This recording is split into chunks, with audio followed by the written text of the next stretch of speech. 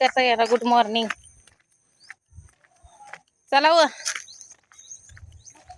का थकला अजून लय करायचंय. बस होय इथनं तर पाणीच आहे.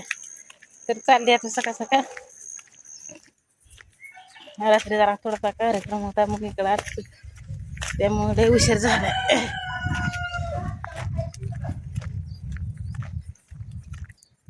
गडबडीनं मी घरनं आली पण आता काय इथं जरा थोडासा घोटाळा झाला.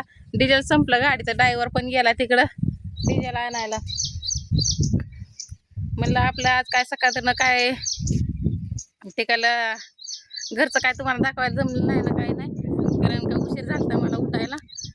किती 1 तासात 1-1.5 तासात मी उरकून पड्डीसनं इतकं तर फास्ट उरकलं का नाही बोलायचं कामच नाही. शेवटी म्हणलं आंघोळ सुद्धा करायला नको पण झाला स्वयंपाक. ते मग परत येताना सगळं कपडे बिपडे धुवून, कपडे काय धुतले नाही ते भांडे बिंडे घासून. कारण का आपल्या इथं पाणी पण नव्हतं आणि काहीच नव्हतं. पाण्यासाठी पण जरा थोडासा गोंधळ होता. कारण का ते पाणी हे करायचं होतं का नाही, पाणी चालू करते तेच गेले ते 2-4 दिवस झालं ह्याला गावाला.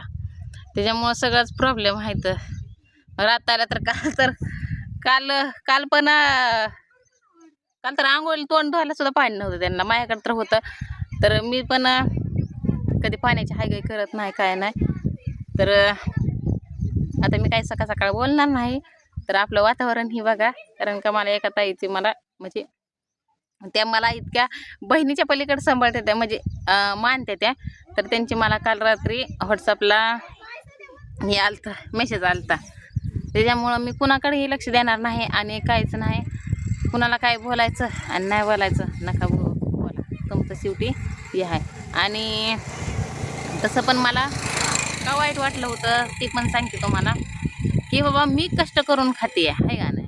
आणि मी एवढंच की मी काही वाईट बोलत नाही कुणाला की काय नाही. त्याच्यामुळं मग जरा थोडंसं मला माझ्या मनाला थोडंसं कसतं वा की बाबा आपण एवढं चांगलं करून एवढं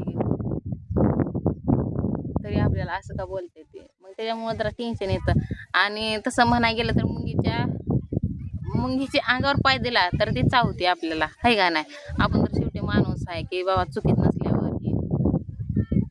तर बऱ्याच जणांचं काहीतरी म्हणजे चांगलं पण आलंय आणि हे पण दिलेलं आहे. तर जाऊ द्या. तर बघा इथं टमटम आहे का.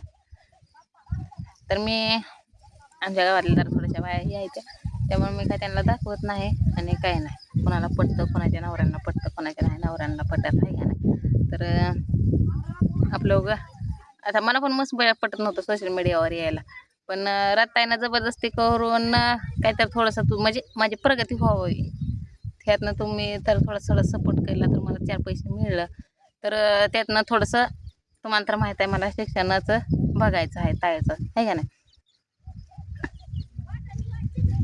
माझं काय म्हणणं असतं फक्त चांगलं तरी बोलायचं आणि वाईट तरी बोलायचं. मग त्यापेक्षा चांगलंच बोललेलं तर भारी तर वाटतं मनाला. तर आज आम्हाला उशीर होतोय.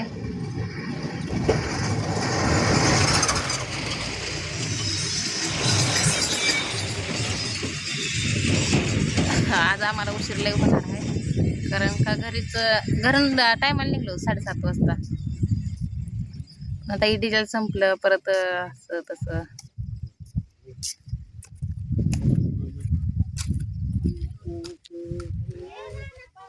आजोबा गाणं म्हणत चालले तर काय बोलावं म्हणलं त्यांचं आहे का नाही. तर घरी जायला आता इथं तर 8:30 वाजल्या म्हणजे रानात पोचूस तर 2:30 वाजता सुट्टी होणार. आणि बरोबर 8ला गेलं तर बरोबर 2 वाजता ह्याला होते घरी यायला सुट्टी. तर बऱ्याच जणांना पण आनंद झालाय की मला काम लागलंय म्हणून. तर तसं गावाकडे असतं की आता 2 दिवस लागायचं परत 4 दिवस घरी बसायचं असं असतं. म्हणजे रेग्युलर कामं नसते ती ना काय नसते ते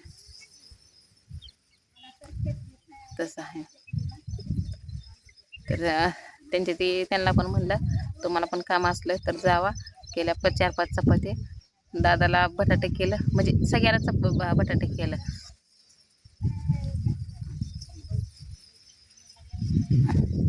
म्हणजे कसं की नाराज होते, मला काय बोलावं आणि काय नाही. मग परत मग मला आणि तसं की आपलं एक असतंय तसं आहे का नाही. मग ही एकामुळं व्हिडिओ बनवू वाटत नाही, पण बाकीचं 9 जण तरी आपली वाट बघत असते ती. आणि तसं पण मी एक दिवस नाही व्हिडिओ टाकला तरी मला फोन येते. आणि खोटं मी काय सकाळ सकाळ खोटं मी कुठलंच काय बोलत नाही की बाबा तू मी ज्यावेळेस मी मागते ह्याला देत का नाही लाईव्हला, म्हणजे भटीवर असताना माझा नंबर त्यांच्याकडे सगळ्यांकडे नंबर आहे तर माझा नंबर सगळ्याला आहे तर त्याच्यामुळं मग मला व्हिडिओ बनवावाच लागतो.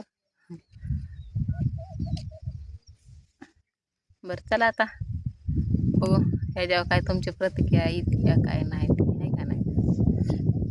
तर सगळ्याला शुभ सकाळ आणि चांगलं बोला, गोड गोड बोला, म्हणजे गोड गोड दिवस पुढं जावा. तर बाय.